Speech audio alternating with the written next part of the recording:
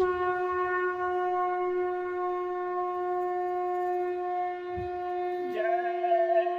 गुरुदेव। जय गुरुदेव। जय गुरुदेव। जय गुरुदेव। ऐसी कृपा मुझ पे करो, चरणन से मत दूर करो। ऐसी कृपा मुझ पे करो, चरणन से मत दूर करो। गुरु के शब्द मेरे हिय में वासे, गुरु के शब्द मेरे हिय में वासे। गुरु आप नयनों में बस जाओ आके, गुरु आप नयनों में बस जाओ आके। गुरु नामों में मोहे संग करो, ऐसी कृपा मुझ पे करो। गुरु नामों में मोहे संग करो, ऐसी कृपा मुझ पे करो। निश दिन पंथ निहारूं मेरे सतगुरु, निश दिन पंथ निहारूं मेरे सतगुरु। मुझ पे दया करो दयालु सतगुरु, मुझ पे दया करो दयालु सतगुरु। अब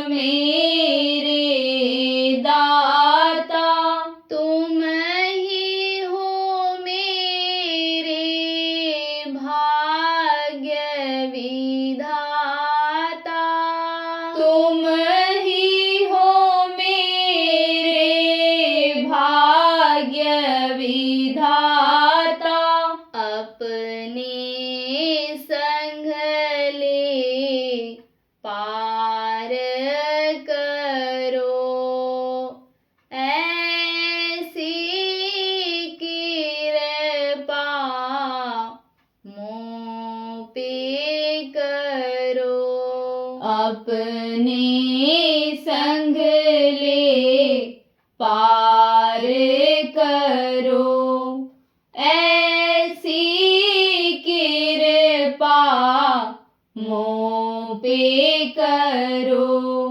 गुरु के चरण में हमारो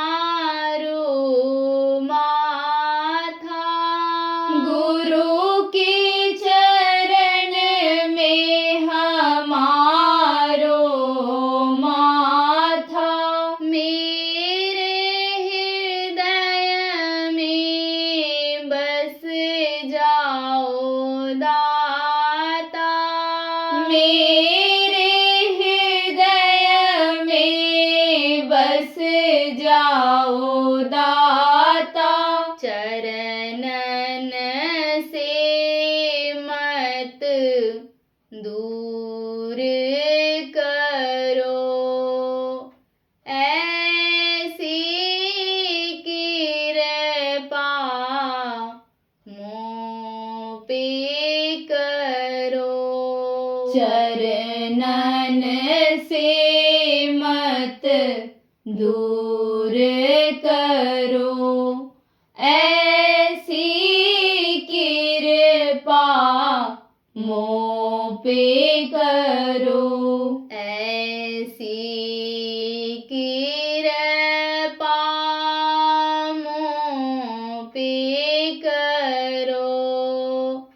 चरणन से मत दूर करो, ऐसी कृपा मों पे करो।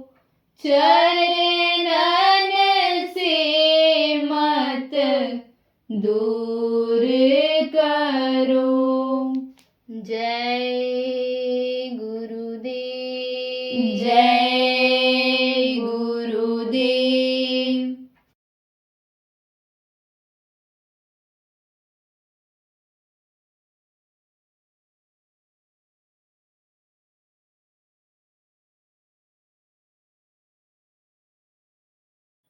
आप लोगों के ऊपर भी उस मालिक की कृपा मेहरबानी हुई कि आपको आपके ही नाना जंजाल वाले गृहस्थ आश्रम से थोड़े समय के लिए यहाँ निकाल करके लाए। इस समय कलयुग में जब उस मालिक की दया होती है तभी ऐसा अवसर जीवन में मिलता है। धन दौलत, रुपया पैसा, पुत्र परिवार तो ज़्यादातर लोगों के यहाँ होता है, लेकिन सत्संग कम स्थानों पर होता है और कम लोगों को मिलता है। जब सत्संग लोगों को मिलता था तो आज की तरह से लोग दुखी नहीं थे। आज बहुत दुखी है। घर घर बीमारी, घर घर लड़ाई झगड़ा, ईर्ष्या-द्वेष वैमनस्यता बहुत बढ़ रही है। आदमी डूबता है और तड़पता रहता है। इससे गृहस्थ आश्रम में दम घुट रहा है लोगों का। घर छोड़ करके लोग भाग रहे हैं, औरतें जल करके मर रही, जहर खा के मर रही। कितना बड़ा पाप कर रही हैं।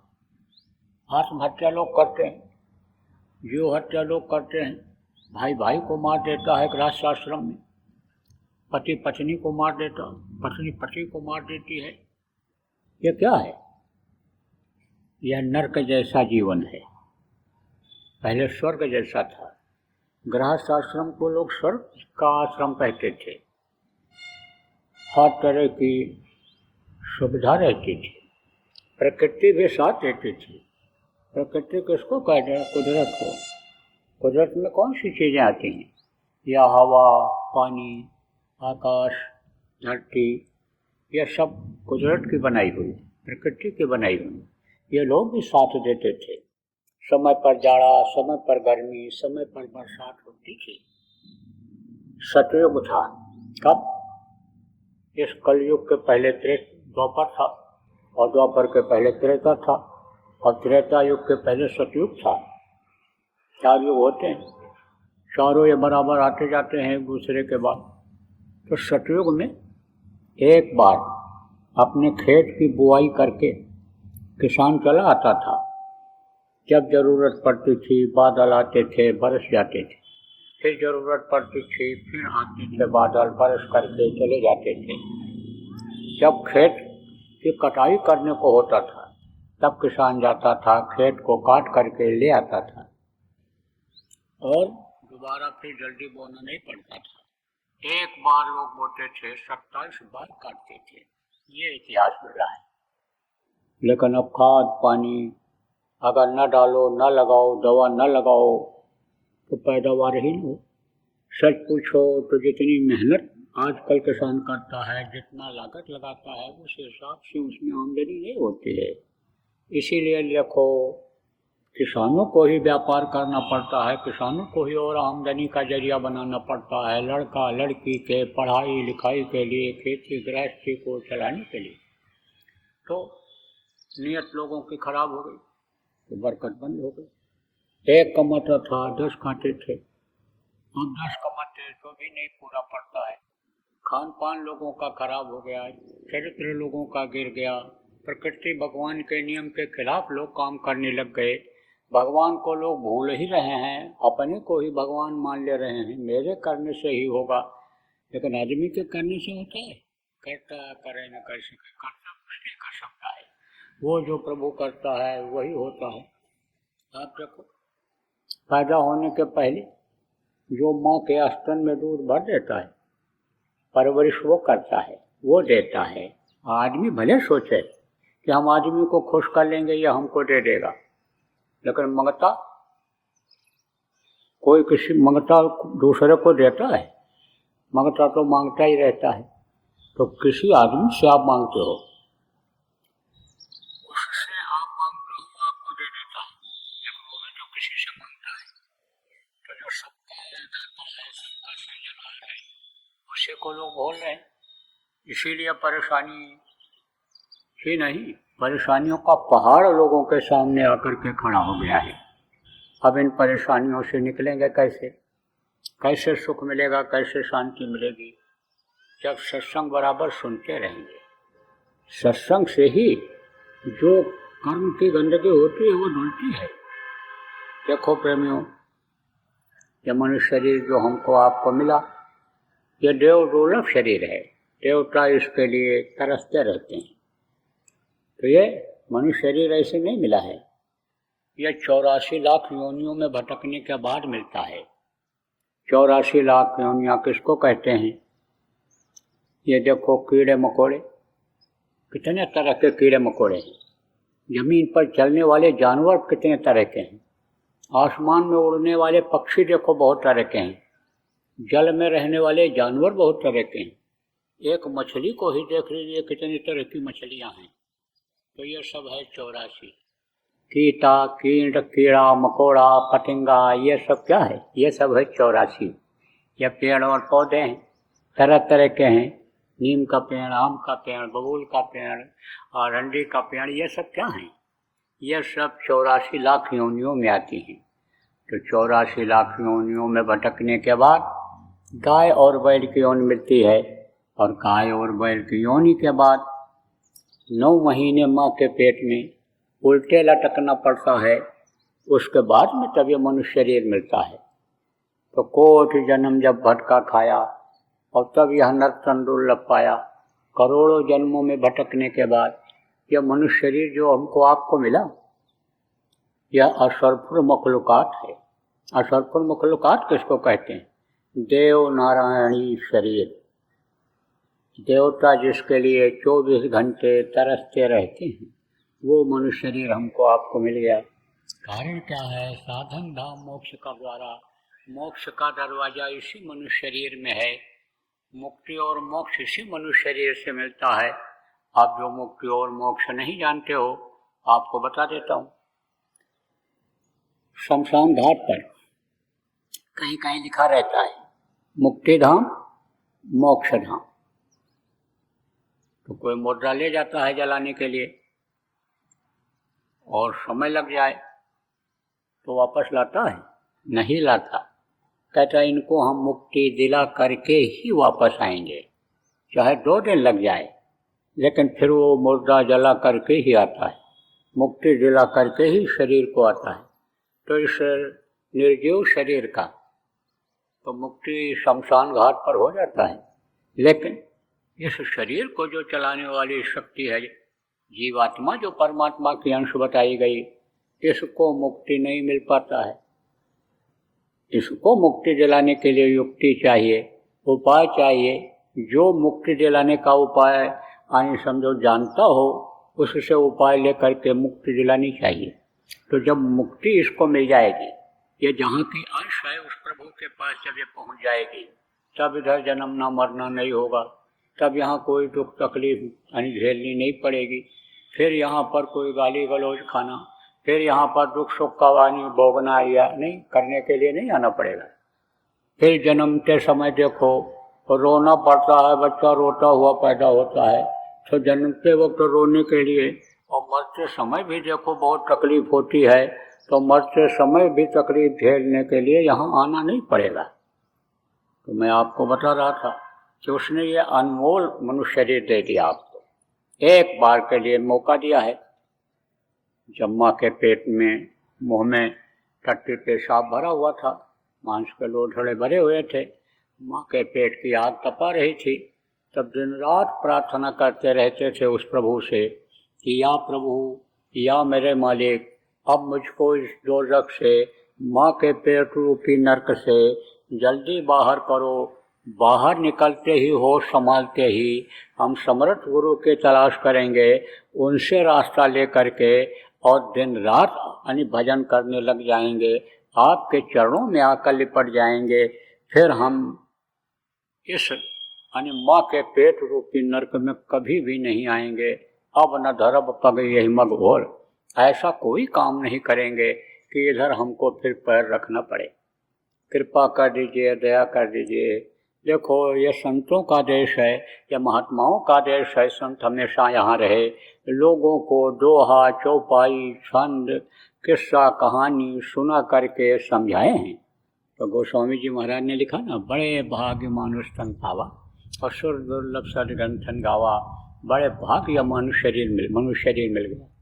तो दे दिया एक बार मौका, जब रट लगाए रहे, अब प्रभु कृपा करो, यही बात बराबर रट लगाए रहे कि निकालो निकालो, जल्दी तैयार करो, जल्दी तैयार करो, है ना। अधोमुखी जब रहे थे, अधोमुखी किसको कहते हैं?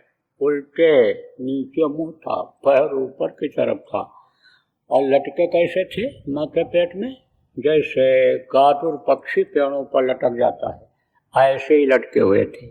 तो उस समय पर अधोमुखी जब रहे थे, थल सिर ऊपर पाँव, राखन हारा राखिया, जठर अगिन के लाओ, तू ही तो टुटकार थी, जपता जपा जाप, और बाहर आकर भरम या बहुत उठाए पाप। उस समय अजपा जाप करते रहते थे, बराबर उस प्रभु को याद करते रहते थे कि बाहर निकालो, बाहर निकालो, बाहर निकालो, हम भजन करेंगे, पूजन करेंगे, लगातार समय निकालेंगे आपको याद करने में।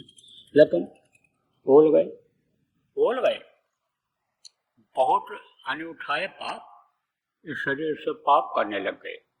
मौका तो दिया उसने, आजाद कर दिया, जाओ अच्छा काम करना तुम अपने हाथ से, पैर से अच्छे काम के लिए जाना, आँख से अच्छा देखना, कान से अच्छा सुनना, मुंह से अच्छी बात बोलना, और बराबर जिस काम के लिए तुम मनुष्य शरीर मांग रहे हो उस काम को करते रहना, याद करते रहना। कह रहे हो कि बराबर आपको याद करेंगे, तो बराबर याद करते रहना।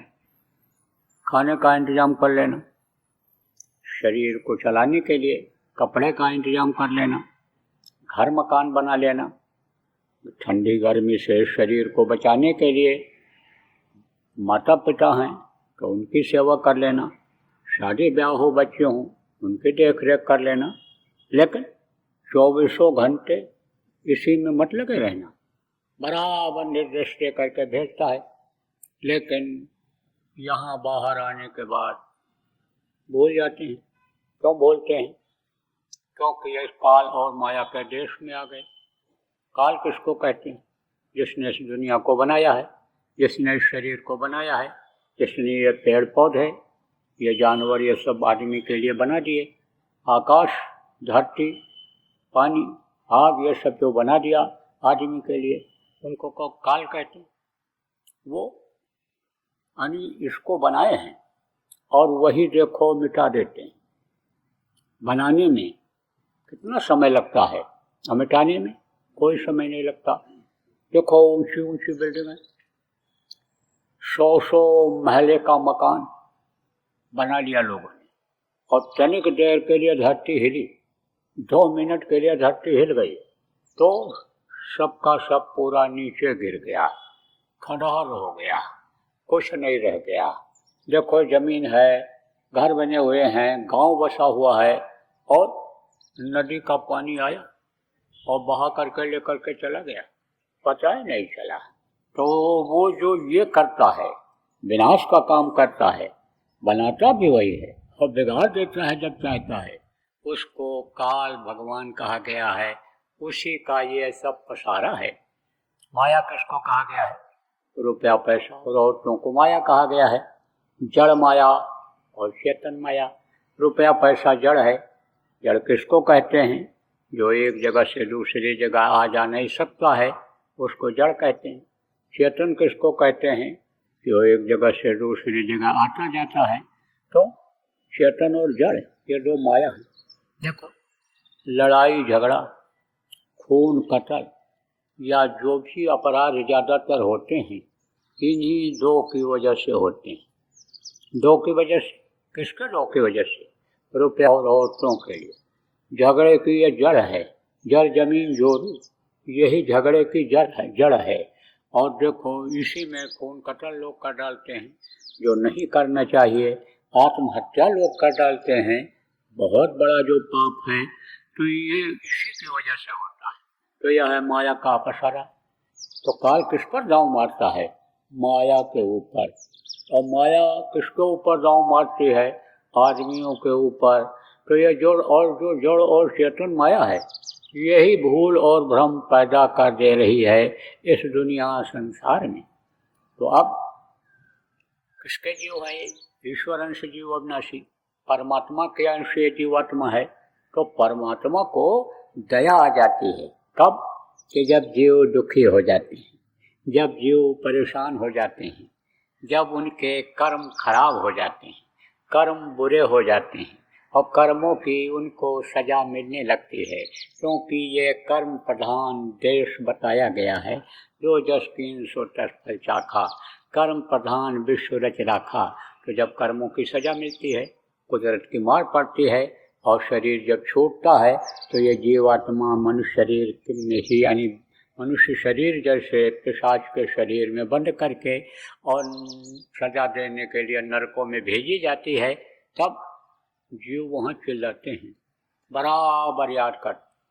यहाँ अगर आपको कोई गाली दे दे, यहाँ आपको अगर कोई थप्पड़ मार दे, तो आप दूसरे से मदद मांग लेते हो, चिल्लाते हो, 10 लोग दौड़ पड़ते हैं, लेकिन वहाँ कोई मदद करने वाला किसी का नहीं होता है। और समझ लो कि जैसे किसी का पैर कट गया। फौज में क्या होता है? लड़ाई जब होती है तो किसका पैर कट जाए, किसका हाथ कट जाए, कौन बोल न पावे, कौन उठ न पावे, तो उसमें कोई किसी की मदद कर पाता है? जब सब के पैर में गोली लग गई तो कौन किसको उठा पाएगा? हाथ में गोली लग गई, हाथ नहीं काम कर रहा है, तो कौन किसकी मदद कर पाएगा? ऐसे वहाँ सजा भोगने वाले ही होते हैं। जब नरकों में सजा सबको मिलती है, कौन किसकी मदद कर सकता है? कहावत है कि जब सबकी दाढ़ी में आग लगती है तब अपनी अपनी बुझाते हैं। तो कहा गया ना कि जिसके कोई नहीं होता है उसके वो परमात्मा होता है। तो परमात्मा को वो याद करता है, चिल्लाता है, दया करो दया करो दया करो। तब जब आवाज़ पहुंचती है उसके पास, प्रभु के पास पहुंचती है, और वो देखता है कि हमारे ही जीव हैं, हमारे ही अंश हैं, हमारे ही ये वंश हैं, ये देखो तकलीफ झेल रहे हैं, ये देखो नरकों में मार खा रहे हैं, तब किसी न किसी को इस धरती पर मनुष्य शरीर में अपनी ताकत दे करके भेजा करता है। तो वो कौन कहलाते हैं? वही संत कहलाते, वही सदगुरु कहलाते हैं। कहा गया ऐसी दशा देख जीवों की। सतपुरुष ने की दया महान, और संत रूप होए जग में आए। सतलोक का पता बतान, सुरत शब्द का सच्चा मारक। संत मता का किया बखान, और शब्द शब्द सीढ़ी रच डाला। चढ़ चढ़ पहुँचो अगम ठिकान। तब जब वो आते हैं तब सीधा सरल रास्ता निकालते हैं, समझाते हैं, बताते हैं। जो तो अभी बोला ही हुआ है कि हमको भी मनुष्य शरीर छोड़ना है। अरे सत्य को ही भूल गया, मौत को ही भूला हुआ है। मौत तो एक न एक दिन सबकी आनी ही है। और क्या है सत्य? वो प्रभु सत्य है, वो कभी भी किसी को धोखा नहीं देता है। वही असला है, बाकी ये सब नकला है। ये नकली चीज़ें काम नहीं आती हैं। यह रुपया पैसा धन दौलत या पत्र परिवार, ये देखो स्त्री एक दूसरे के काम नहीं आती, पति काम किसी का नहीं आता है। कोरोना जब आया तब सेवा कोई किसी की करता था? अपनी अपनी जान बचा रहे थे, तो कोई किसी का नहीं। सच पूछो तो यहाँ कोई किसी का साथी नहीं है। स्वार्थ लाग करें सब प्रीति, सुर नरमन सबकी यह रीति। स्वार्थ बस एक दूसरे को जोड़ दिए गए हैं। कर्जा अदा करने के लिए लेना देना जो पूर्व जन्मों का है, उसको अदा करने के लिए जोड़ दिए गए। तो यहाँ तो कोई किसी का ही नहीं। उसी को लोग बोल रहे हैं, प्रभु को बोल रहे हैं, जो सबका सिरजनहार है, जो सबको देता है। अजगर करे न चाकरी, पंछी करे न काम। दास मलू का कह गए, सबके दाता राम। जो सबको देता है उसी को लोग बोल रहे हैं, उसको तो याद करना चाहिए। तो कहने का मतलब ये है कि जब इस अनी भूल और भ्रम के देश में अनी आदमी परेशान हो जाता है, जो परेशान हो जाता है, तब वो भेजता है। खुद तो नहीं आता है, लेकिन पूरी पावर दे करके भेजता है। तो जब पूरी पावर दे करके यहाँ पर आता है वो, तो उन्हीं जैसी ताकत उसमें भी अनी लोगों को मिलती है।